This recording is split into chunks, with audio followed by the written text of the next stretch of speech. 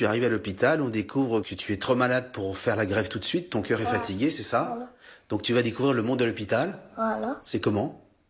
Bien. Je dormais à l'hôpital, on a fait la fête et tout. Tu as fait la fête à l'hôpital. Voilà. Après, en fait, je dormais. Il faut dire que tu étais très fatigué. Voilà, j'étais très fatiguée. Tu avais une petite sonde dans le nez. Voilà. Qui servait à quoi? Il servait à manger. Ça servait à manger. Ça part jusqu'à l'estomac et ça me nourrissait. Et qui te mettait la sonde? Au premier jour, c'était les infirmières. Et comme je suis venue, c'est maman, en fait. Ça fait mal? Non. Ça chatouille un peu, mais ça va. Et alors que tu étais déjà très malade, tu as fait aussi très vite un AVC à l'hôpital. Oui. En fait, au début, j'étais en chaise roulante. Je pouvais même pas marcher et tout. Et ça va bien.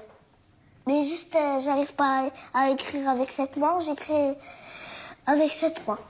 Tu écris avec la main gauche? Voilà. Et quand on a son cœur à droite, lorsqu'on fait un AVC, lorsqu'on a un problème de rein, lorsqu'on a un petit problème de cœur, lorsqu'on est myope, des fois tu te dis pas c'est un peu beaucoup pour un seul petit garçon?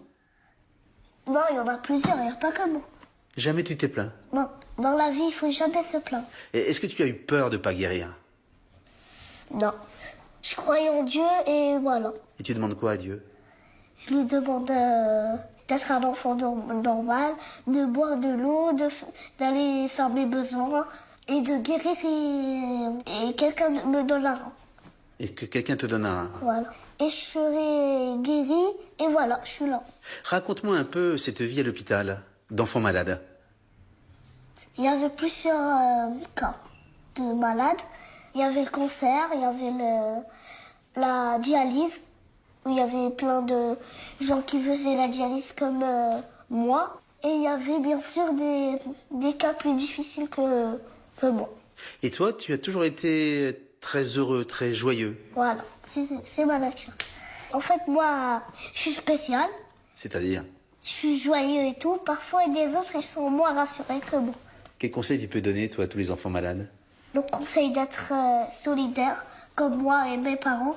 Mais parfois, vous pouvez pleurer parce que ça fait du bien, parfois, de pleurer. Parce que je comprends tous les trucs. Tu sais que ça peut être grave. Tu sais que ça peut mal se terminer. Tu sais... Je sais, bien sûr. Il y a eu plein de trucs comme ça, ils sont morts. Ils sont morts. Voilà, Est-ce que quand on a ton âge, on a quelquefois peur de mourir? quelquefois. En fait, ma maladie, elle a une solution. Mais presque peut-être pour les autres, il n'y a pas de solution. Et on peut mourir comme il n'y a pas de solution. Tu as senti que tes parents étaient inquiets? Oui, bien sûr. Qu'est-ce que tu leur disais? Je leur disais, c'est pas grave, maman, c'est pas grave. Après, elle me disait, si, c'est grave, si, c'est grave. Moi, je lui disais, c'est pas grave, moi, je vais guérir un jour. Et elle me disait, d'accord, je vais arrêter de pleurer. Et c'est moi qui l'ai raisonné. C'est toi qui les raisonnais. Voilà, Normalement, c'est les parents qui raisonnent les enfants. voilà. Moi, c'est l'inverse.